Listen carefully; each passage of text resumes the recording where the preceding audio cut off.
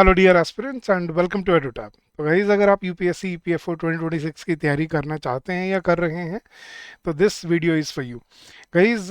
हमने एक नई सीरीज स्टार्ट की है, विजय सीरीज, जिसमें हम आपको कंप्लीट सिलेबस कवर कराने वाले हैं विद इन 10 आवर्स। तो इन 10 घंटों में हम मेजॉरिटी ऑफ द इंग्लिश है उसको हम टच करेंगे यहाँ पर, और बहुत ही डिटेल में बेसिक से करेंगे। तो this is part 3 of your Vijay series. अगर आपने पहले 2 लेक्चर्स नहीं देखे हैं तो उनको जाके ज़रूर देखिएगा, because they will be very helpful for your preparation and for your for your fundamentals of the language. चलिए गाइस, स्टार्ट करते हैं। जल्दी से वीडियो को लाइक कर लीजिए, सब्सक्राइब कर लीजिए अगर आप यहाँ नहीं हैं तो। और गाइस, आगे बढ़ने से पहले मैं आपको अपने फ्री कोर्स के बारे में बताना चाहता हूँ। बिल्कुल फ्री ऑफ कॉस्ट ये कोर्स आपको मिल रहा है। आपको बस 30 सेकंड्स लगाने हैं अपने टाइम के और आपको फ्री कोर्स मिल सकता है। आपको क्या करना है गाइस, आपको अपने ब्राउज़र पे जाना है, और अपने ब्राउज़र पे जाके बस आपको टाइप करना है edutap.in, edutap edutap.in। और जैसे ही आप एंटर प्रेस करेंगे आप सीधा हमारे लैंडिंग पेज पे आ जाएंगे, और यहाँ पे दिखेंगे आपको आपके ईपीएफओ कोर्सेज। इन पे क्लिक कीजिए, नीचे आइए, और ये रहेगा, देखो ये हमारा मास्टर कोर्स है जो हम ऑफर करते हैं स्टूडेंट्स को। बट यही मास्टर कोर्स आपको 2 दिन के लिए बिल्कुल फ्री ऑफ कॉस्ट मिल रहा है गाइज। ये रहा 2 डे डेमो मास्टर कोर्स। आप गाइज इस पे जाएंगे, इस पे क्लिक कीजिए, तो आपको इस 2 दिन के लिए ये मास्टर कोर्स बिल्कुल फ्री अवेलेबल है आपके लिए। आप इसमें इसको परचेज कीजिए बिल्कुल फ्री। इसमें आपको सारी concept classes, concept notes, current affairs magazine, solve PYQs, chapter wise mock test, current affairs mock test, ये सब आपको मिलता है इसके अंदर 2 दिन के लिए। अब ये 2 दिन के लिए क्यों दे रहे हैं गाइज हम? 2 दिन का क्या लॉजिक है गाइज? हम अपनी क्वालिटी आपके सामने रखना चाहते हैं कि आप आइए, आप पहले हमारे किसी भी सब्जेक्ट में आप हमारे कंटेंट क्वालिटी देखिए। आपको अगर अच्छा लगे, आपको लगे कि ये आपके लिए यूज़फुल है, बेनिफिशियल है, तो ही आप अपना डिसीजन बनाइए कि मुझे इस कोर्स में एनरोल करना है या नहीं करना है। That is the perspective. तो ये बिल्कुल फ्री डेमो कोर्स है। यहाँ से आप अपना ब्रोशर डाउनलोड कर सकते हो, नीचे आके आप अपना आपको देख सकते हो आपको क्या क्या इसके अंदर अवेलेबल मिलता है। तो हर चीज़ यहाँ पे आपको मिलेगी, सबकी आपको डेमो क्लासेस यहाँ पे मिल जाएंगी, और बाकी पूरा कंप्लीट जो मास्टर कोर्स होता है वो आपको यहाँ मिलेगा, and this is absolutely free of cost. तो आइए गाइस, कम जॉइन अस। लिंक आपको इस वीडियो के डिस्क्रिप्शन में भी मिल जाएगा, नहीं तो मैंने आपको सिंपल तरीका बता दिया। ब्राउज़र पे जाइए अपने, और बस टाइप कीजिए edutap.in, और सीधा आपको ईपीएफओ कोर्सेज में आपको ये कोर्स मिल जाएगा। So come join us, streamline your preparation and make your journey constructive and fruitful for yourself. चलिए, तो स्टार्ट करते हैं गाइस। सबसे पहले हमें जो हमने लास्ट लेक्चर में हमने जहाँ तक कवर किया था, सब्जेक्ट वर्ब एग्रीमेंट। मैंने आपको सब्जेक्ट वर्ब एग्रीमेंट के बारे में क्या बताया था गाइस, कि सब्जेक्ट और वर्ब, इनके बीच में एक एग्रीमेंट होता है, और वो एग्रीमेंट क्या कहता है? If the subject of a sentence is singular, कि अगर कभी किसी सेंटेंस का सब्जेक्ट सिंगुलर होगा, याद रखना उस सेंटेंस की वर्ब भी क्या होगी? सिंगुलर होगी। और अगर किसी सेंटेंस का सब्जेक्ट प्लूरल होगा, तो याद रखना उस सेंटेंस की वर्ब भी क्या होगी? प्लूरल होगी। उस सेंटेंस की वर्ब भी क्या रखनी पड़ेगी हमें? प्लूरल रखनी पड़ेगी। अब ये कॉन्सेप्ट मैंने आपको लास्ट क्लास में एक्सप्लेन किया था। मैंने कहा था ये कोई नई चीज़ नहीं है कि जो मैं आपको पहली बार बता रहा हूँ, ये हम बचपन से फॉलो करते आ रहे हैं। जैसे हम रोहित के साथ क्या लगाते हैं? इज या आर? रोहित इज या रोहित आर? आप बोलोगे सर रोहित इज। और बॉयज़ के साथ क्या लगाते हैं? बॉयज़ इज या बॉयज़ आर? आप बोलोगे सर बॉयज़ आर लगाते हैं। क्यों लगाते हैं? रोहित के साथ इज क्यों लगाया और बॉयज के साथ आर क्यों लगाया? आप जवाब यही दोगे मुझे, सर क्योंकि रोहित सिंगुलर था और बॉयज प्लूरल थे, right? So that is the explanation. वो आप सब्जेक्ट वर्ब एग्रीमेंट को ही फॉलो कर रहे होते हो। तो सब्जेक्ट वर्ब एग्रीमेंट बेसिकली क्या कहता है हमें, कि अगर किसी सेंटेंस का सब्जेक्ट सिंगुलर होगा, तो याद रखना उस सेंटेंस की वर्ब भी सिंगुलर होगी। और अगर सब्जेक्ट का सेंटेंस का सब्जेक्ट प्लूरल होगा, तो उस सेंटेंस की वर्ब भी क्या रहेगी? हमेशा प्लूरल रहने वाली है। अब ये हम अपने 99 मतलब ये हम 100% सेंटेंसेस में ये रूल फॉलो किया जाता है, समझना। इसलिए इस रूल को पता है क्या बोलते हैं? The most absolute rule of English language. The most absolute rule क्यों बोलते हैं गाइस? क्योंकि ये देखो गाइस, आपको हर रूल की एक्सेप्शन मिल जाएगी इंग्लिश में।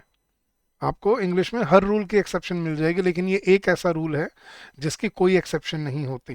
ठीक है, ये 100% सेंटेंसेस में फॉलो किया जाता है, इसलिए इसको क्या बोलता है? The most absolute rule of English language. अब ये हम फॉलो करते आए हैं बचपन से। जैसे हम क्या बोलेंगे? इंडिया इज या इंडिया आर? India is. और इंडियंस, इंडियंस इज या इंडियंस आर? Indians are. तो इंडिया इज और इंडियंस आर क्यों? क्योंकि इंडिया सिंगुलर है और इंडियंस क्या है, प्लूरल है। तो ये कॉन्सेप्ट हम फॉलो करते आ रहे हैं नोइंगली या अननोइंगली, लेकिन अब हमें इसको कॉन्शियसली कंट्रोल करना है, क्योंकि ये एग्जाम में गलतियां कराता है। कहाँ पे गलतियां होती हैं, कहाँ पे वो आपको कंफ्यूज करने की कोशिश करता है, वो आज इस लेक्चर में हम डिस्कस करेंगे। तो चलिए गाइस स्टार्ट करते हैं। पहला मैंने आपको गाइस आपको एक मैंने की नोट दिया था कि याद रखना थर्ड पर्सन सिंगुलर में हमें वर्ब के साथ क्या लगाना पड़ता है, एस ई एस या आई ई एस लगाना पड़ता है। जैसे हम क्या बोलते हैं, I teach first person, we teach, you teach, they teach, या we learn, you learn, they learn. ठीक है, तो कोई भी कुछ भी आप वर्ब बना सकते हो, लेकिन सिंगुलर में हमें क्या याद रखना है, ही, शी, या अगर इट है इसके इट में कहीं पे इट, तो इनके साथ हम क्या लगाते हैं, टीच या teaches. I teach, we teach, but he teaches, she teaches. I drive, sorry, I drive, we drive, but he drives. she drives. I work, we work, लेकिन he works, she works। तो singular में हमें क्या करना पड़ता है इस verb की, जब हम फर्स्ट फॉर्म यूज कर रहे होते हैं तो वर्ब के फर्स्ट फॉर्म के साथ वर्ब को सिंगुलर बनाने के लिए एस ई एस या आई ई एस ऐड करना पड़ता है वर्ब में। तो जैसे हमने क्या एग्जांपल देखे थे, she teaches economics at the university, she teach नहीं, she teaches. He play cricket या he plays cricket every weekend with his friends, he plays cricket. The manager ensure, yeah, the manager ensures that all policies are followed strictly. The manager ensures. Ramesh watch, yeah, Ramesh watches. Ramesh watches television late at night despite repeated warnings. The train arrive, yeah, the train arrives. The train arrives at the station on time every morning. The government implement, yeah, implements. The government implements new reforms every year. The committee meets, yeah, the committee meet. The committee meets once a month to review progress. The sun rises in the east and sets in the west। ये मैंने आपको यहाँ तक last lecture में समझाया था guys.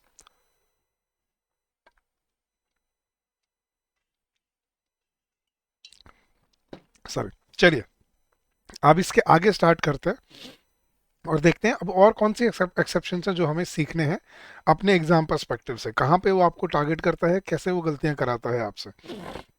हाँ जी गाइस, रूल नंबर 1 याद रखना गाइस, अगर ये मैं आपको शुरू में अभी समझा के आया हूँ कि अगर सब्जेक्ट सिंगुलर होगा तो वर्ब भी क्या रहेगी, सिंगुलर, और सब्जेक्ट प्लूरल होगा तो वर्ब भी क्या रहेगी, प्लूरल। ये चीज़ मैंने आपको कॉन्सेप्चुअली एक्सप्लेन की, अब इसी चीज़ को रूल में समझना। A verb must agree, must पे ध्यान देना, ये फोकस है। A verb must agree with its subject in person and number, कि सब्जेक्ट जैसा होगा in person and in number वैसे ही वर्ब होगी। सिंगुलर होगा सब्जेक्ट तो सिंगुलर वर्ब रहेगी, प्लूरल होगा सब्जेक्ट तो प्लूरल वर्ब रहेगी। तो agreement must be maintained regardless of the sentence, के सेंटेंस चाहे कैसा भी हो, एग्रीमेंट हमेशा मेंटेन करना ही करना पड़ेगा। अब वो गलतियां कैसे कराता है गाइस आपसे, ठीक है, वो आपको कंफ्यूज करता है सब्जेक्ट आइडेंटिफिकेशन में। अगर आप सब्जेक्ट नहीं ढूंढोगे किसी सेंटेंस में, आप जरूर कंफ्यूज हो जाओगे वहां पर। एग्जांपल देखने guys, the chairman of the newly constituted committee proposes a series of reforms that challenge conventional policies. तो यहाँ पे सब्जेक्ट कौन है गाइस, कमेटी या चेयरमैन, आपको ये समझना है गाइस। इसलिए मैंने आपको लास्ट लेक्चर में वो स्ट्रक्चर ऑफ सेंटेंसेस समझाया था कि सेंटेंस सब्जेक्ट सेंटेंस के इनिशियल पार्ट में मिलता है most of the 99% of the times. हाँ, इंटेरोगेटिव में नहीं मिलता और डेमोन्स्ट्रेटिव सेंटेंसेस में नहीं मिलता, लेकिन बाकी सारे सेंटेंसेस में आपको सब्जेक्ट कहाँ मिलता है, सेंटेंस की स्टार्टिंग में। So the chairman of the newly, यहाँ पे सब्जेक्ट कौन था, चेयरमैन। हाँ जी गाइज, अब आइडेंटिफाई करते चलिए और आप मुझे बताते चलिए चैट बॉक्स में क्यों कौन यहाँ पे सब्जेक्ट है। The student who regularly attends the weekend research workshops performs better than his peers. The student, subject कौन है, स्टूडेंट। द स्टूडेंट सिंगुलर है, तो the student who regularly attends, ये देख लो यहाँ पर भी वर्ब सिंगुलर आ रही है, attends. So the student who regularly attends the weekend research workshops performs better than his peers, कि जो स्टूडेंट रेगुलरली वीकेंड की रिसर्च वर्कशॉप लगाता है, अटेंड करता है, वो अपने पीयर से, अपने साथियों से बेटर परफॉर्म करता है। A child who has been, ये देखो सब्जेक्ट कौन है guys, child. A child who has been, has आ रहा है सिंगुलर के लिए, तो a child who has been neglected at home develops behavioural issues at school, कि जो बच्चा घर पे नेग्लेक्ट किया जाता है वो स्कूल में बिहेवियरल इश्यूज दिखाता है। The organisation that operates across several continents maintains strict ethical code, subject कौन है यहाँ पर? Organisation. The group of young volunteers work tirelessly या works tirelessly to assist flood affected families. अब गलतियां ढूंढना, ऐसे गलतियां ढूंढनी पड़ेगी। आपको लग रहा है ना यहाँ पे वॉलंटियर सब्जेक्ट है, गलत गाइस, यहाँ पे सब्जेक्ट है ग्रुप। तो ग्रुप ऑफ, यहाँ पे ग्रुप की बात हो रही है, तो यहाँ पे ग्रुप सिंगुलर है तो वर्क नहीं आएगा, क्या आएगा? Works. The group of young volunteers works tirelessly. अब देखो ऐसे गलतियां आपको ढूंढनी पड़ती हैं एग्जाम में। आपका शायद ध्यान जा रहा था किस पे? वॉलंटियर्स पे। सब्जेक्ट कौन था? Group. So the group of young volunteers works tirelessly to assist flood affected families. Next, several multinational corporations invest heavily in renewable energy projects across Asia. Several multinational corporations invest, subject कौन है guys यहाँ पर? Corporations. अब corporations plural है, plural में invest बिल्कुल ठीक है। अगर कॉरपोरेशन होता एक कॉरपोरेशन, वन वन कॉरपोरेशन, फिर आता इन्वेस्ट, लेकिन अगर मल्टीपल है तो इन्वेस्ट करेक्ट है यहाँ पर। The participants in the marathon, subject कौन है यहाँ पर? पार्टिसिपेंट्स। तो पार्टिसिपेंट सब्जेक्ट है, प्लूरल है, तो क्या रहेगा? प्लूरल वर्ब रहेगी। So the participants in the marathon run not only for their health but also for raising funds for charity. The teachers in the government institutions, subject कौन है यहाँ पे? इंस्टीट्यूशंस या टीचर्स? टीचर्स सब्जेक्ट है। So the teachers plural है। The teachers in the government institutions often struggle with inadequate infrastructure. So हमेशा क्या करना गाइज? हमेशा एक मैं आपको ट्रिक दे रहा हूँ, सबसे पहले क्या करो? सेंटेंस को पढ़ते हुए सबसे पहले करो आइडेंटिफाई द सब्जेक्ट। सबसे पहले सब्जेक्ट ढूंढो, सब्जेक्ट कौन है? सिंगुलर है या प्लूरल है? और उस बेसिस पे फिर अपनी वर्ब को ढूंढना स्टार्ट करो कि वर्ब एग्रीमेंट में है या नहीं है। तो इसको बोलते हैं आइडेंटिफिकेशन और ऑब्जर्वेशन ऑफ द सब्जेक्ट। और ये आपको करना बहुत ज़रूरी होगा। अब आपको लग रहा होगा सर यहाँ तो बड़े आराम से हो गया हमसे, लेकिन रैंडम सेंटेंसेस में आपको सब्जेक्ट ढूंढने की जब तक आपकी सबकॉन्शियस हैबिट नहीं होगी ना गाइस, कि जब तक पढ़ते पढ़ते अपने आप आपके अंदर से आप सब्जेक्ट नहीं ढूंढोगे तो गलतियाँ करते जाओगे, याद रखना। तो ये एक ऐसा टॉपिक है गाइस जो आपकी इंग्लिश लैंग्वेज की ऑलमोस्ट 30 से 40% गलतियां जो हैं वो उसको ठीक कर देता है, सब्जेक्ट वर्ब एग्रीमेंट। तो इसलिए इस टॉपिक को बहुत ध्यान से पढ़ना। और आज के बाद एक हैबिट बना लो, जब भी आप अपने न्यूज़पेपर पढ़ो, आर्टिकल्स पढ़ो, एडिटोरियल्स पढ़ो या कुछ भी पढ़ रहे हो इंग्लिश लैंग्वेज में, सबसे पहले हर सेंटेंस का सब्जेक्ट ढूंढो। अगर सब्जेक्ट ढूंढने की हैबिट बनाओगे you will be able to control the sentence, और आपको पता होगा आप किसकी बात कर रहे हो और क्या पढ़ रहे हो यहाँ पर, ठीक है। हाँ जी गाइज, सेकेंड रूल। अब देखना गाइज, मैं आपको एक क्वेश्चन पूछता हूँ और आप मुझे आंसर करना। हाँ जी गाइज, इंडिया के साथ क्या आना चाहिए? इज या आर? आप बोलोगे सर इंडिया इज, राइट। और मैं बोलूँगा रशिया के साथ क्या आना चाहिए? रशिया इज या आर? आप बोलोगे sir Russia Russia is, right. तो दोनों सिंगुलर हैं इसलिए इज आ रहा है इनके साथ। लेकिन अगर मैं ये कर दूं इंडिया एंड रशिया, अब बताओ गाइज क्या आएगा? इज या आर? अब आप बोलोगे सर अब तो आर आएगा, क्यों? क्योंकि सर अब दो हो गए ना, एक इंडिया हो गया और एक रशिया हो गया। दो दो की बात हो रही है, अब दो की बात हो रही है तो फिर प्लूरल होगा। लेकिन बात अगर दो की होती तो अब बताना गाइस क्या आना चाहिए था? अगर मैं ये लिख देता इंडिया अलोंग विद रशिया। हाँ जी गाइस, अब भी दो नाम है, इंडिया भी है रशिया भी है। अब बताओ क्या आएगा? इज या are? India along with Russia, is या आर? अब बहुत सारे स्टूडेंट सोच रहे होंगे सर आर आएगा, कुछ सोच रहे होंगे सर इज आएगा। अब सवाल ये है लॉजिक क्या है वो समझो। हाँ जी गाइज, यहाँ पर इज आएगा, आर नहीं आएगा। क्यों? अब ये समझना गाइज, देखना अब एक सिंपल सा कॉन्सेप्ट है जो ग्रामर वाले रूल्स इतना कॉम्प्लिकेट कर देते हैं। याद रखना आज के बाद गाइज, पूरी इंग्लिश लैंग्वेज में, पूरी इंग्लिश लैंग्वेज में 1+1 करने की एबिलिटी, मतलब दो नाउन्स को सब्जेक्ट बनाने की एबिलिटी सिर्फ किसके पास होती है? एंड के पास। एंड के अलावा और कोई भी कंजंक्शन ऐसा नहीं होता जो 1+1 करके, मतलब एंड करके टू करने की, दो नाउन्स को सब्जेक्ट बनाने की एबिलिटी रखता हो। तो याद रखना गाइस, अगर दो नाउन्स के बीच में एंड के अलावा और कोई भी कंजंक्शन क्यों ना आ रहा हो, यहाँ पे देखना इंडिया अलोंग विद की जगह होता as well as, together with, just like, besides, कुछ भी होता, कुछ भी। तो ये आपको क्या याद रखना है? जो सेकंड नाउन है वो सब्जेक्ट नहीं बनता, सब्जेक्ट सिर्फ कौन होता? इंडिया। और इंडिया के अकॉर्डिंग यहाँ पे क्या लगा है? इज। अगर यहाँ पे एंड के अलावा और कोई भी कंजंक्शन होगा तो याद रखना सेकंड नाउन सब्जेक्ट नहीं बनेगा, सब्जेक्ट सिर्फ फर्स्ट नाउन रहेगा। हाँ जी, दो सब्जेक्ट बनाने की एबिलिटी सिर्फ किसके पास है? एंड के पास। मतलब सिर्फ एंड ही एक ऐसा वर्ड है इंग्लिश लैंग्वेज में जो एक सेंटेंस में दो नाउन्स को सब्जेक्ट बना सकता है। एंड के अलावा कोई भी नाउन, कोई भी वर्ड 1+1 करके 2 करने की एबिलिटी नहीं रखता। ये जो आपने किया ना सर, इंडिया एंड रशिया 2 हो गए, तो ये जो 1+1 आपने किया ना, ये एबिलिटी सिर्फ कौन रखता है? एंड के अलावा कोई भी वर्ड 1+1 करने की एबिलिटी नहीं रखता। अगर आपको ये कॉन्सेप्ट समझ आ गया तो अगले दो रूल आप अपने आप समझ जाओगे। हाँ जी गाइस, पहले एंड वाला रूल समझाता हूँ कि जब एंड से दो नाउन जुड़े होते हैं तो वो प्लूरल बनते हैं, मतलब वो 1+1 करते हैं, तो मतलब वो दो सब्जेक्ट बन जाते हैं। जैसे एक्स एंड वाई दो प्लूरल सब्जेक्ट बन गए, और प्लूरल सब्जेक्ट्स क्या लेंगे? प्लूरल वर्ब लेंगे। जैसे एग्जांपल देखने guys, poverty and unemployment remains या remain the biggest challenges for policy makers in developing nations. Poverty and unemployment remain क्योंकि प्लूरल है। The principal and the teachers has या have resolve to introduce a new discipline policy. Next, excessive television watching and poor dietary habits. And आ गया, दो चीजें हैं, contributes या contribute significantly to obesity in children, contribute. Social media and digital advertising pledge या play, and आ रहा है ना, तो प्लूरल प्ले।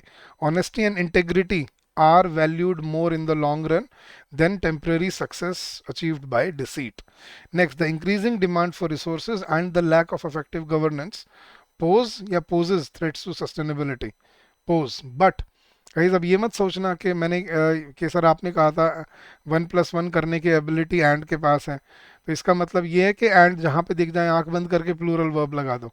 आंख बंद करके नहीं गई, थोड़ा सा मतलब दिमाग को ओपन रखना है। अब कई बार ऐसा भी होता है गाइस, देखना ये स्पेशल केसेस होते हैं जहाँ पे जब दो नाउन एंड से जुड़े होते हैं लेकिन बावजूद उसके वो एक सिंगल आइडिया को प्रेजेंट करते हैं। जैसे मैं एग्जांपल देता हूँ महिंद्रा एंड महिंद्रा।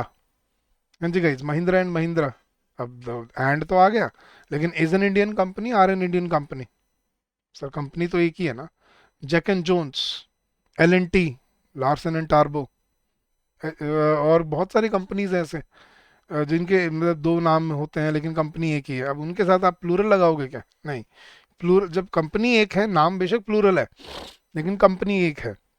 जैसे बहुत सारी बुक्स या नॉवेल्स के नाम होते हैं guys, the Wuthering Heights was या were one of my favourite novels when I was in college. तो वुदरिंग हाइट्स, या जैसे हम बोलते हैं Pride and Prejudice is a very famous novel. या जैसे और सिंपल ले लो, अली बाबा एंड 40 थीव्स। अब सोचें तो कितने लोग हो गए यहाँ पे, अली बाबा एंड 40 थीव्स तो 41 लोग हो गए सर, लेकिन नॉवल तो बुक तो एक ही है ना। तो Ali Baba and 40 thieves was an interesting story, were an interesting story, was an interesting story. तो कई बार ऐसे नाउन, दो नाउन एंड से जुड़े होने के बावजूद भी वो एक सिंगल आइडिया प्रेजेंट करते हैं। तो उस सिचुएशन में हमें क्या याद रखना है कि वर्ब विल बी सिंगुलर। जैसे bread and butter is my common breakfast, is my मतलब रेगुलर ब्रेकफास्ट, या आर माई रेगुलर ब्रेकफास्ट। अब ब्रेड एंड बटर वैसे तो दो अलग अलग चीज़ें हैं, लेकिन क्या आप अलग अलग खाते हो, ब्रेड को अलग और बटर को अलग, या वो उसके ऊपर ही लगा के वो एक ही चीज़ बन जाती है, बेसिकली वो एक डिश बन जाती है। जैसे मैंने बोला लाइम एंड सोडा, अब नींबू और पानी, लाइम एंड सोडा दो अलग अलग चीज़ें हैं, लेकिन lime and soda is a digestive drink या आर ए डाइजेस्टिव ड्रिंक। अब जब उनको मिला दोगे तब तो वो एक नींबू पानी बन गया ना, तो अब उसको प्लूरल थोड़ी बोलेंगे हम। तो कई बार दो नाउन एंड से जुड़ने पे एक ही आइडिया प्रेजेंट करते हैं, तो उस सिचुएशन में याद रखना वर्ब सिंगुलर रहेगी। जैसे उसने रेड में यहाँ देखो उसने एग्जांपल दिया है बट, जैसे bread and butter is my only meal, उसने आगे हिंट भी दिया है, is my only meal on most mornings when I am rushing for work. तो ये होता है वन आइडिया। और एक और चीज़ समझने गाइस, मैं आपको सिंपल एग्जांपल से बताता हूँ। फॉर एग्जांपल स्कूल में याद है गाइस आपको, या कॉलेज में आपके जो वाइस प्रिंसिपल होते थे या वाइस चेयरमैन होते थे, वीसी होते थे, वो कोई ना कोई सब्जेक्ट के टीचर भी थे, प्रोफेसर भी होते थे, याद है? अगर फॉर एग्जांपल मैं बोलता हूँ कि द वाइस प्रिंसिपल, जो वाइस प्रिंसिपल हैं आपके, हाँ जी, और आपके इंग्लिश के टीचर भी हैं फॉर एग्जांपल मान लो, so the vice principal and English teacher. अब सवाल ये है, इज ऑन लीव या आर ऑन लीव? ये छुट्टी पर हैं। अब सवाल ये है कि सर वाइस प्रिंसिपल और इंग्लिश टीचर एक ही हो सकते हैं? यस। अलग अलग हो सकते हैं? ये भी तो पॉसिबल है, यस। तो अब सवाल ये है कि हमें कैसे पता चलेगा कि वो एक ही इंसान है या अलग अलग इंसान है? अब ये समझना गाइस, अगर कभी दो नाउन एंड से जुड़े हों, ठीक है, और पहले नाउन से पहले आर्टिकल आ रहा है, दूसरे से पहले आर्टिकल नहीं आ रहा, इसका मतलब ये ब्रैकेट होता है, मतलब ये दोनों नाउन एक ही नाउन को रिप्रेजेंट कर रहे हैं। कब? जब पहले नाउन से पहले आर्टिकल है, मतलब ए एंड द, इन तीनों में से कोई एक आर्टिकल है लेकिन दूसरे नाउन से पहले नहीं है, तब क्या होगा? ये दोनों नाउन एक ही इंसान को रिप्रेजेंट कर रहे हैं, मतलब वही प्रिंसिपल वाइस प्रिंसिपल भी है और वही इंग्लिश टीचर भी है, तो वर्ब क्या रहेगी? इज। लेकिन अगर दोनों के सामने आर्टिकल होते, अगर ऐसे होता the vice principal and the English teacher, इसका मतलब क्या बनता? कि वो अलग अलग इंसान है, फिर वर्ब क्या रहती? प्लूरल। तो जैसे एग्जांपल दिया, देखना guys, the poet and philosopher. अब जो पोएट होते हैं वो फिलोसोफर भी होते हैं यूजुअली, और फिलोसोफर पोएट भी होते हैं, मतलब देखे होंगे आपने पास्ट में। तो द पोएट एंड फिलोसोफर, हमें कैसे पता चले एक ही इंसान है? देखो, पोएट से पहले द आ रहा है, फिलोसोफर से पहले कुछ नहीं आ रहा है, इसका मतलब वो एक ही इंसान है। क्या रहेगा? The poet and philosopher is remembered for his writings on nationalism. जब सेम इंसान है तो वह भी क्या रहेगी? सेम रहेगी। ठीक है।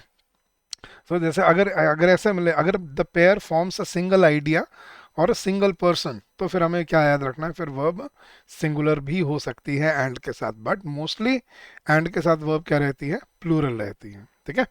That was rule number 1। अब इसी रूल में जो मैंने आपको बताया था कि एंड के अलावा अगर कोई भी कंजंक्शन वहां आ जाए, एंड के अलावा कोई भी कंजंक्शन वहां आ जाए, तो याद रखना 1+1 करने की एबिलिटी सिर्फ किसके पास होती है? एंड के पास। तो एंड के अलावा कोई भी कंजंक्शन आ जाए तो हम सेकंड नाउन को सब्जेक्ट नहीं कंसीडर करेंगे। जैसे उसने एग्जांपल दिया है, अब उसने देखो कितने एग्जांपल दे दिए, with, together with, as well as, including, besides, just like. मैं आपको 10 और दे सकता हूँ, कितने याद कर लोगे आप? कितने रट लोगे? रटने नहीं है, लॉजिक समझो। उसने क्या बोला है? इंटरवीनिंग फ्रेजेस जो होते हैं ना, they do not affect the verb. मतलब इंटरवीनिंग फ्रेजेस मतलब ये एडिशनल इन्फॉर्मेशन होती है, ये सब्जेक्ट नहीं बनते। तो याद रखना, अगर ऐसा हो एंड के अलावा कोई भी कंजंक्शन यूज हो रही है दो नाउन्स के बीच में, ignore the phrase in the middle. मतलब इन कंजंक्शन के बाद जो भी नाउन यूज हो रहा है उसको इग्नोर कर दो, and verb only agrees with the main subject. Verb सिर्फ किसके साथ एग्री करेगी? मेन सब्जेक्ट के साथ, याद रखना, जो पहले होगा। एग्जाम्पल देखना guys, the finance minister along with his delegation. अब सुनने में तो लग रहा है भाई फाइनेंस मिनिस्टर अकेला थोड़ी है, साथ में डेलीगेशन भी है, लेकिन अलोंग विद मतलब सब्जेक्ट नहीं बन रहा, तो सब्जेक्ट सिर्फ कौन है? Finance minister is scheduled to meet international investors tomorrow.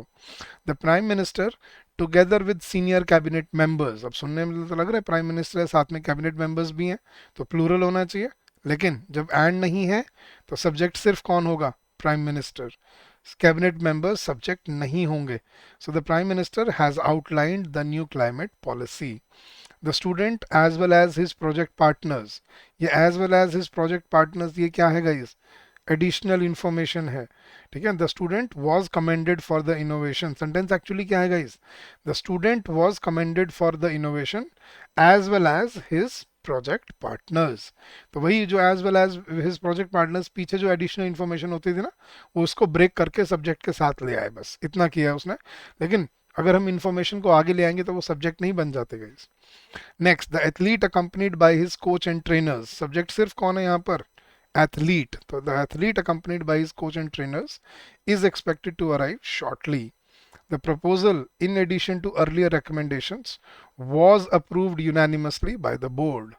And the president, no less than his advisors, acknowledges the urgent need for reforms. Acknowledges the old palace, along with its adjoining gardens, stands as a reminder of the city's rich history, and the examination paper, together with the answer booklets, was misplaced by the clerk.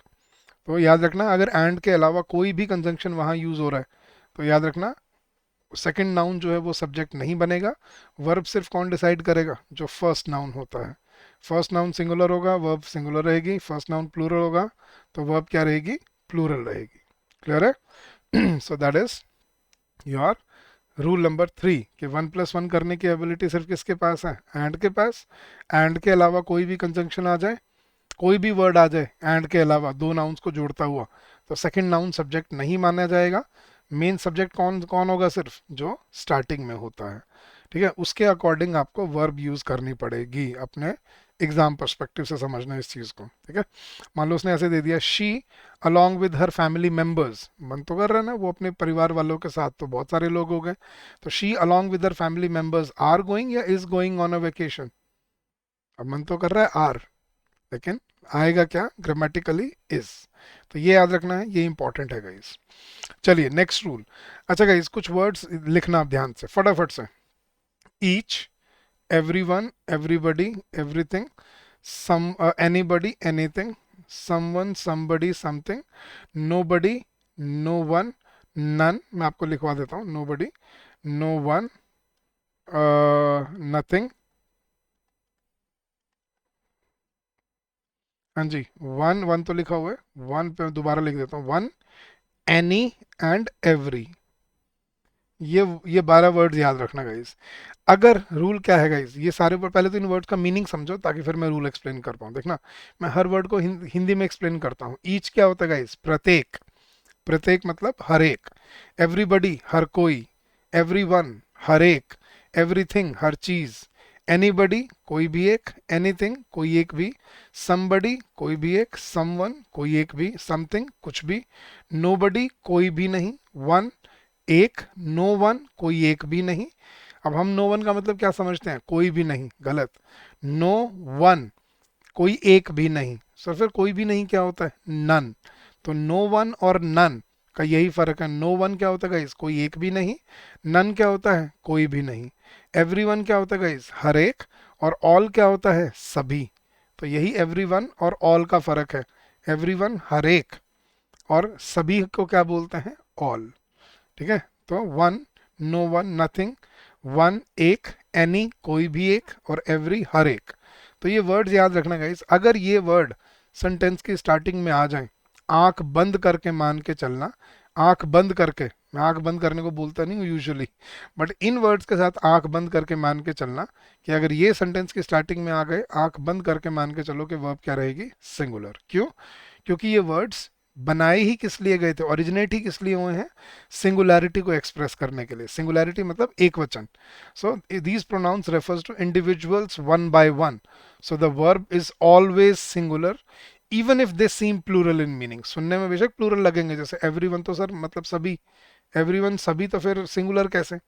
अब everyone क्योंकि हर एक की बात कर रहा है, सभी होते हैं ऑल, तो एवरीवन हर एक, तो इसलिए क्या रहेगा, सिंगुलर।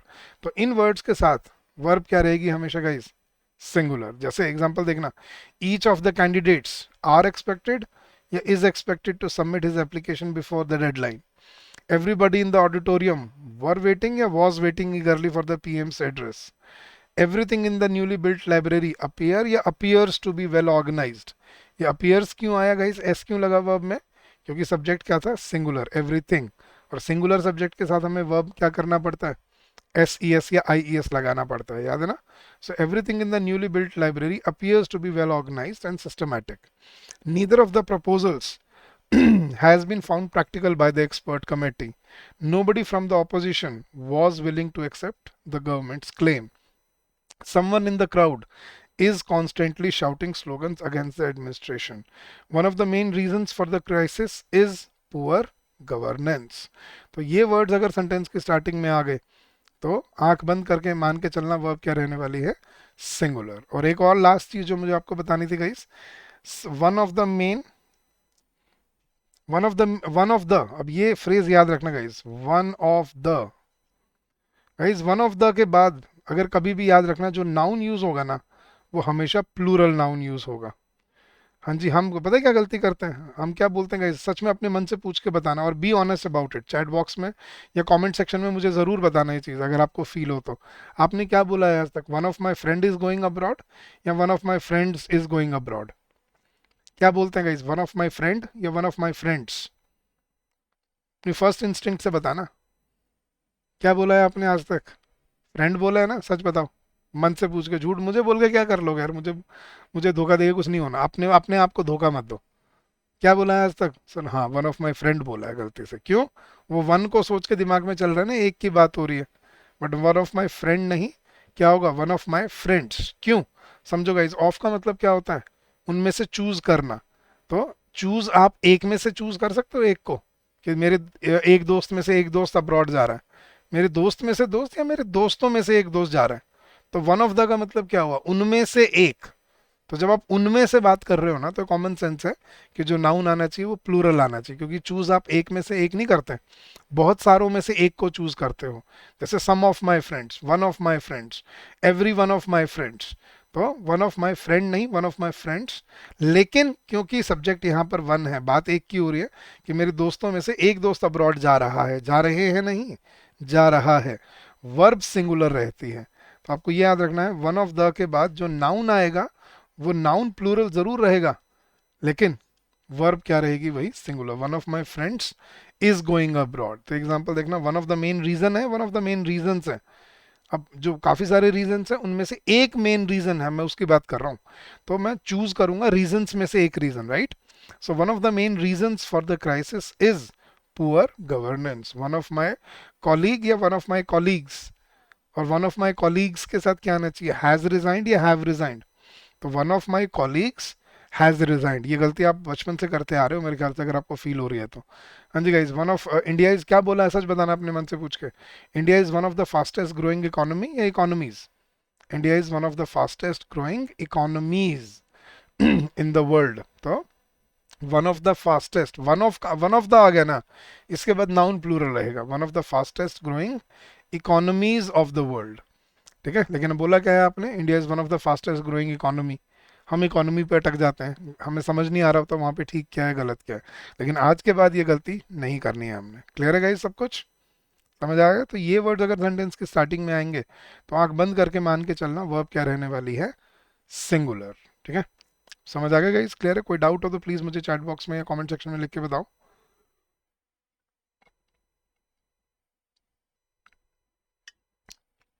ये वर्ड्स को नोट डाउन कर लेना guys, each, everyone, everybody, someone, somebody, no one, nobody, anyone, anybody, one, any and every।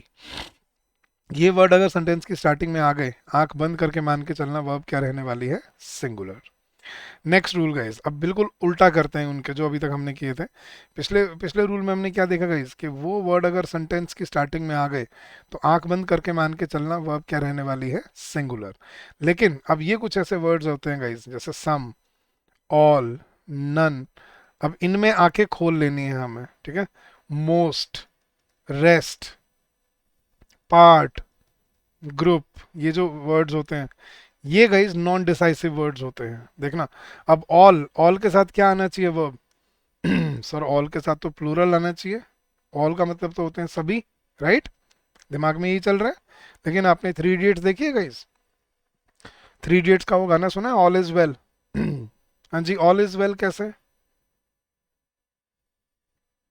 अब समझ आ रहा है। अब देखना गाइस, ये ऐसे वर्ड्स होते हैं जो सिंगुलर भी हो सकते हैं और प्लूरल भी हो सकते हैं, ये डिपेंड करता है आगे आने वाले नाउन पे। देखना guys, some of the food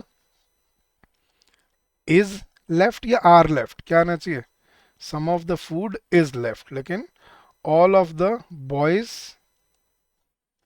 हाँ जी, इज लेफ्ट या are left, all of the boys is hungry या are hungry, all of the boys are hungry. हाँ जी, अब ये कैसे आ गया, अब all of the team is hungry, some of the boys are hungry, ये भी हो जाता। तो इनमें क्या होता है गाइस, ये खुद कभी वर्ब डिसाइड नहीं करते, इनसे क्या करना है, आगे चलो, आगे चल के जो फर्स्ट नाउन मिलेगा ना, जो फर्स्ट नाउन होगा वो डिसाइड करेगा कि वर्ब क्या आती है। आगे चलो, आगे चल के जो फर्स्ट नाउन होगा वो डिसाइड करेगा कि वर्ब क्या आएगी। None of the participants have arrived yet, and none of the, हाँ जी, none of the, for example, none of the book has been missing from the library. तो आगे अगर नाउन सिंगुलर होगा तो वर्ब सिंगुलर, आगे अगर नाउन प्लूरल होगा तो verb plural. So these words, they depend on the noun following them. If the following noun is countable plural, use a plural verb. If the following noun, मतलब इन words के बाद अगर आगे आने वाला noun अगर uncountable singular है तो फिर verb क्या रहेगी, singular. Example देखना guys, some of the water in the tank is contaminated, लेकिन some of the students in the hostel are planning a protest. All of the information in the report is accurate and up to date. All of the employees, अब देखो क्या आ रहा है, employees in the company have received their bonuses. हाँ जी, none of the money stolen has been recovered by the police. None of the books in the library are missing after the inspection. A large percentage of the population is dependent on agriculture, and a large percentage of the voters are dissatisfied with the government. One third of the area is under forest cover. One third of the citizens are unhappy with the governance. And 20% of the land is acquired by the government. 20% of the books are are torn in the library. तो depend करता है guys, rest of the boys are, rest of the show is, majority of the Indians are, majority of India is. तो ये ऐसे words होते हैं जिनको हम बोलते हैं नॉन डिसाइसिव वर्ड्स. ये खुद कभी डिसाइड नहीं कर सकते कि हम सिंगुलर हैं या प्लूरल हैं. तो इनमें हमें क्या करना पड़ता है गाइज, इनसे आगे चलो. आगे चल के जो फर्स्ट नाउन मिलेगा वो फर्स्ट नाउन आपको बताएगा कि इनके बाद वर्ब क्या लगने वाली है. जैसे most of the students are, लेकिन most of the time is. ठीक है, तो ये याद रखना है. जैसा आगे वाला नाउन वैसे आगे वाली वर्ब. कौन से वर्ड्स में? Some, all, none, part, majority, reminder, percentage, fraction, most and rest में. ठीक है, चलेगा. इस अब आइदर एंड नीदर वाला रूल करते हैं. Either and neither. ठीक है, आइदर और नीदर का मतलब जब ये और नॉर के बिना यूज होते हैं गाइस, ध्यान रखना. तो आइदर और नीदर जब और नॉर के बिना यूज होते हैं तो इनका क्या मतलब होता है? आइदर मतलब या ये या वो, या ये या वो. तो दिस इज आइदर. ठीक है, और नीदर का मतलब क्या होता है गाइस? नीदर का मतलब होता है ना ये ना वो. समझना, नीदर का मतलब क्या होता है? ना तो ये और ना ही वो. This is neither. तो आइदर मतलब दोनों में से कोई एक, या ये या वो, और नीदर मतलब दोनों में से कोई एक भी नहीं. अब कई बार नीदर बच्चा पता है क्या सोच जाता है? नीदर मतलब दोनों नहीं. अगर मैंने दोनों बोलना होता तो मैं बोथ नहीं यूज कर लेता गाइस. सोच के देखो, both of them are not working. Neither का क्या लॉजिक है? Neither of them are not working नहीं, neither of them is working. तो ये याद रखना, इन वर्ड्स के साथ वर्ब जो होगी वो हमेशा क्या रहेगी? सिंगुलर. कब? अगर सेंटेंस में आइदर और नीदर विदाउट और एंड नॉर यूज हो रहे हैं. क्यों? आइदर मतलब क्या होता है? या तो ये वाला एक या ये वाला एक, दोनों में से कोई एक. और नीदर का मतलब क्या होता है? ना तो ये वाला एक और ना ही ये वाला एक. तो ये भी सिंगुलर की ही बात करते हैं हमेशा. And they will always take a singular verb. जैसे एग्जांपल देखना, either of the two books is useful for your preparation. Neither of your answers was correct in the last mock test. Either of the strategies, either of the strategies, दोनों में से कोई एक, seems promising at the first glance. Neither of the candidates has been selected for the scholarship. Either of the laptop works fine for basic programming. Neither of the teams is willing to concede defeat. Either of the two plans looks practical, but both cannot be chosen. So either and neither जब और nor के बिना आते हैं ना, तो ये हमेशा क्या रखते हैं? सिंगुलर वर्ब रखते हैं. क्लियर है गाइस? Singular verb. हाँ, अब करते हैं जब ये और नॉर के साथ आते हैं. ये भी सवाल आ रहा होगा, सर और नॉर के साथ आएंगे तो क्या होगा? अब समझने गाइस, ये तीन पैर याद रखना आज के बाद. आइदर और, neither nor, and not only but also. अब इन तीनों में रूल क्या कहता है कि अगर इन कंजंक्शंस के पेयर से अगर दो नाउन जुड़े हैं तो कौन सा नाउन वर्ब डिसाइड करेगा? जो नाउन वर्ब के ज्यादा नजदीक होता है. क्यों? आइदर और का मतलब क्या होता है गाइस? देखना, या ये, मैंने अभी अभी क्या किया था, आइदर और का मतलब क्या है? या ये या वो. अब सवाल ये है कौन, ये वाला या ये वाला, ए या बी? आप डिसाइड नहीं कर सकते. जैसे मैं बोला आइदर इंडिया और चाइना. हाँ जी गाइज, या तो इंडिया या फिर China is going to be the next production factory of the world. अब या तो इंडिया बनने वाला है या चाइना तो है ही, चलो ऑलरेडी. तो लेकिन आगे चल के तो in this century either India और China will be the factory of the world. So basically आप किसकी बात कर रहे हो, इंडिया की या चाइना की? सर दोनों की बात कर रहे हैं, लेकिन सेंटेंस में सब्जेक्ट कौन है? सवाल तो ये है ना. अब आप डिसाइड कर सकते हो इंडिया सब्जेक्ट है या चाइना सब्जेक्ट है? नहीं. तो क्या डिसाइड करेंगे फिर हम? कौन डिसाइड करेगा वर्ब को? जो नाउन वर्ब के ज्यादा नजदीक होगा वो उसको इन्फ्लुएंस करता है.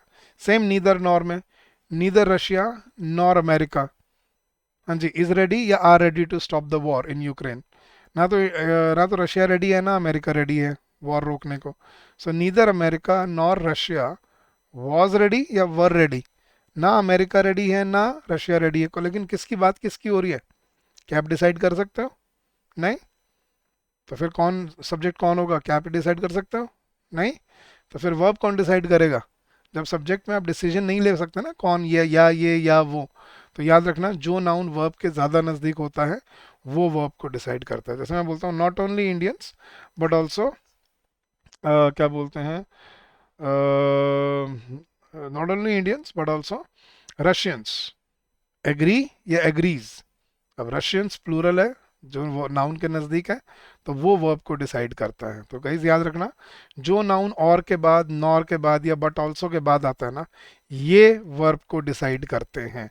क्यों? क्योंकि ये वर्ब के ज़्यादा नज़दीक होते हैं।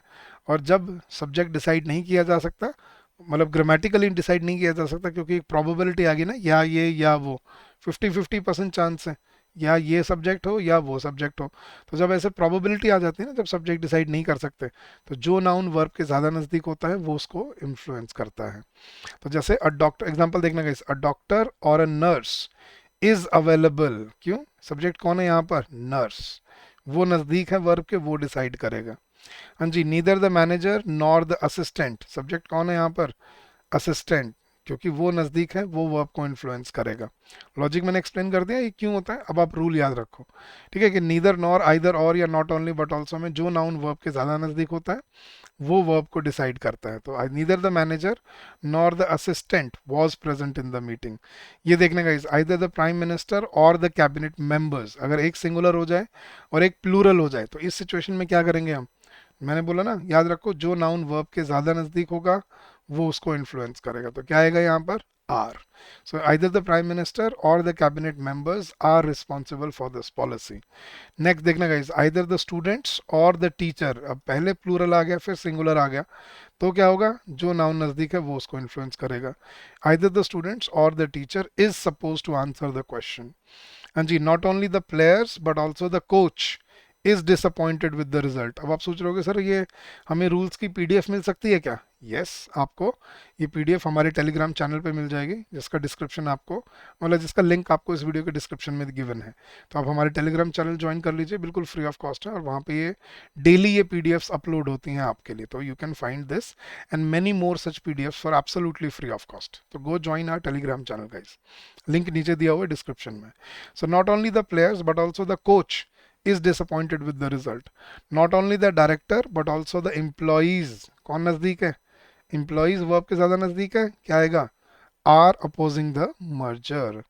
Neither the MPs nor the ministers, ठीक है, were willing to take responsibility. Next, neither his friends nor he is ready to apologise. अगर उल्टा होता, neither he nor his friends, फिर क्या आता? Are ready to apologise. तो आइदर और, नीदर नॉर और नॉट ओनली बट ऑल्सो में क्या रूल बनता है गाइस? जो नाउन वर्ब के ज्यादा नजदीक होता है वो उसको इन्फ्लुएंस करता है। रीजन बीइंग, क्योंकि जब आप डिसाइड नहीं कर सकते कौन सब्जेक्ट है, तो जब ग्रामेटिकली सॉल्व नहीं होता सेंटेंस तो उसको वर्बली सॉल्व किया जाता है, बोल के। और जो बोलने में आता है वो क्या आता है कि जो नाउन वर्ब के ज्यादा नजदीक होता है वो उसको इन्फ्लुएंस करता है। क्लियर है guys? That was rule number 8। चलिए rule number 9, a number of और द नंबर ऑफ। ये एक्सप्रेशन याद रखना आज के बाद गाइस, ठीक है? अगर कभी सेंटेंस की स्टार्टिंग में आपको स्टार्टिंग में अ नंबर ऑफ मिलता है और आगे कुछ भी दिया हो आपको, उससे कोई फर्क नहीं पड़ता। क्वेश्चन ये है इसके साथ वर्ब क्या रहेगी। और सिमिलरली अगर आपको सेंटेंस की स्टार्टिंग में द नंबर ऑफ दिया हो तो, और आगे कुछ भी दिया हो, उससे कोई फर्क नहीं पड़ता, इसके साथ वर्ब क्या रहेगी। अब मे भी शायद आप सोच रहे होगे सर अ नंबर, अ मतलब एक होता है, तो अ के साथ सिंगुलर वर्ब आनी चाहिए, और द प्लूरल में भी यूज हो जाता है तो द के साथ प्लूरल आनी चाहिए। बट गलत, ऐसा बिल्कुल नहीं होता। देखना guys, a number of will always take a plural verb, जबकि the number of will always take a singular verb. ये है इसका कॉन्सेप्ट। क्यों है गाइस? अ का मतलब एक तो होता है, लेकिन अ का मतलब होता है रैंडम कोई भी एक। ठीक है? जैसे अ number of students, a number of students का मतलब क्या हुआ? बहुत सारे students.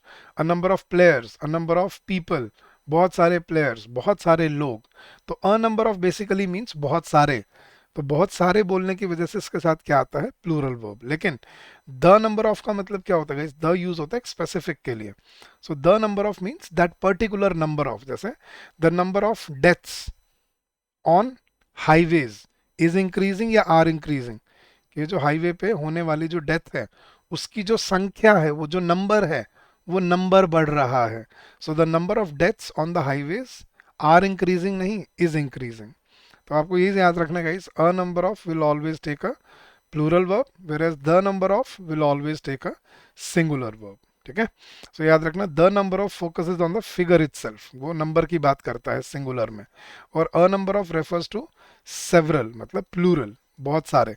So the number of focuses on the digit, whereas a number of refers to several, plural. तो एग्जांपल देखना, the number of accidents on highways is rising alarmingly, यही मैंने भी एग्जांपल दिया था आपको। the number of seats in the auditorium are limited या is limited to 200, के ऑडिटोरियम में सीट्स की जो संख्या है वो 200 तक सीमित है। संख्या, तो द नंबर संख्या की बात करेगा। The number of complaints against the airline are shocking is shocking, कि एयरलाइन के अगेंस्ट जो कंप्लेंट्स हैं उनकी जो संख्या है वो खतरनाक है, शॉकिंग है। The number of covid cases is declining in the city. मुझे पता है आर का मन कर रहा है केसेस को देख के, लेकिन सब्जेक्ट आगे से बनता है, याद है ना। सो the number of Covid cases is declining in the city. लेकिन वहीं पे अगर हम अ नंबर ऑफ से देखेंगे, देखना, a number of students are absent due to illness, a number of reforms have been introduced in the banking sector. A number of experts believe the economy will recover. A number of farmers are protesting against the new bill. So the number of will always take a singular verb, whereas a number of will always take a plural verb. ये याद रखना बड़ा मुश्किल होता है guys, क्यों? अभी तो आपको समझ आ रहा है सुन के, हाँ सर ठीक बोल रहे हो आप। लेकिन जब ये एग्जाम में आता है ना, तो जल्दीबाजी में अंडर प्रेशर इसको याद रख पाना बड़ा मुश्किल होता है। तो एग्जाम के पर्सपेक्टिव से इसको अब आपको प्रैक्टिस करना पड़ेगा। जैसे the number of amendments to the constitution has been very large, have been very large. The number of amendments to the constitution has been very large. The number of frauds in this organization has led to या have led to poor financial output. The number of frauds in this institution has led to, तो the number of वाला याद रखना। अ number of वाला तो फिर भी कभी कहीं ना कहीं हमें याद होता ही है। A number of boys are playing, a number of students were protesting, a number of people were shouting the slogans, तो ये तो हम बोलते रहते हैं। लेकिन द नंबर ऑफ और अ नंबर ऑफ का यही फर्क है जो आपको अब यहाँ पर याद रखना है। क्लियर है guys? So that is really really important है। चले गाइस, तो ये था आपका रूल नंबर 9। आप करते हैं अपना लास्ट रूल, रूल नंबर 10। ठीक है, मोर देन वन प्लस इसके बाद क्या आता है, मोर। एग्जाम्पल देता हूँ गाइस, एग्जाम्पल से समझना। More than one soldier, yes guys, इसके साथ क्या आनी चाहिए, वर्ब इज या are. More than one soldier is या more than one soldier are. और अगर मैं ऐसे बोल दूं मोर सोल्जर्स देन वन, अब ये एक ना फ्रेज होता है गाइस, जो बहुत ही टिपिकल फ्रेज है इंग्लिश लैंग्वेज में, जो एग्जाम में पूछा जाता है कभी कभी। तो more than one soldier is या more than one soldier are. अब मन तो क्या कह रहा है, मन तो कह रहा है सर प्लूरल आना चाहिए, क्योंकि एक से ज़्यादा सोल्जर हैं। लेकिन गाइस आपको इसमें ना लॉजिक लगाना होता है। जो जो सेंटेंस में सब्जेक्ट गिवन है उसको देख के लगाना होता है। So more than one soldier are नहीं, more than one soldier is बोला जाता है। More than one soldier is. लेकिन अगर ये दिया हो more more soldiers than one, अब इसके साथ क्या आएगा, more soldiers than one are, ये याद रखना है आपको। तो more than one soldier is, लेकिन more soldiers than one are. जैसे एग्जांपल देखना guys, even though the meaning is plural the structure takes singular verb. Examples: more than one student was late for the examination, more than one employee has complained about the new policy, more than one candidate is suitable for this position, more than one book was missing from the library shelf, more than one soldier has been awarded for bravery. So more than one student were late नहीं होगा, more than one student was late, क्योंकि subject देख के चलो यार आप sentence में, simple सी बात है। सब्जेक्ट कौन है, वन स्टूडेंट, तो वर्ब क्या रहेगी, सिंगुलर। लेकिन अब काउंटर रूल देखना, अगर वही हम ऐसे बोल दें मोर के बाद पहले प्लूरल नाउन लगा दें और फिर लगाएं देन वन, तो फिर हमें क्या लगाना है, when a plural noun comes first the sense is clearly plural so the verb must be plural. जैसे मोर स्टूडेंट्स देन वन, अब यहाँ पे सब्जेक्ट ही कौन है, स्टूडेंट्स, तो क्या रहेगा, were absent from the class today. More books than one have been misplaced during the shift. More issues than one were raised in the parliamentary session. More reasons than one have been cited for the company's failure. And more cities than one are affected by the severe cyclone. So more students than one was absent नहीं, more students than one were absent. So ये दो phrases याद रखना guys, more than one and more पहले plural noun और फिर than one। तो more than one boy was and more boys than one were। तो ये 10 रूल्स थे गाइस जो आपको अपने सब्जेक्ट वर्ब एग्रीमेंट में सीखने थे, समझने थे और पढ़ने थे इनको अपने एग्जाम पर्सपेक्टिव से। तो I hope this will help you in your preparation and in your journey head, and I am sure this will help you in the long run. तो आई होप गाइस आपको quality अब समझ आ रही है हमारे lectures की, हम किस तरह से आपको इंग्लिश पढ़ाते हैं, कैसे आपको हर चीज़ को एक लॉजिकल वे में एक्सप्लेन करते हैं। तो guys come join us and streamline your preparation and make your journey constructive and fruitful for yourself. Guys, अगर आपका कोई भी डाउट हो regarding our courses, regarding anything at all, please feel free to call us on this number during the office hours, which is 8146207241, or you can also drop us an email at hello@edutab.co.in. That's our official email ID. So thank you so much once again, guys. Keep on working hard, keep on giving your best, and I'm sure you will come out with flying colors. So thank you and have a good time. Next week मिलते हैं next lecture के साथ, और बहुत ही important lecture होने वाला है अगला, so make sure you don't miss that. Thank you, have a good day, bye bye, take care and happy learning to all of you.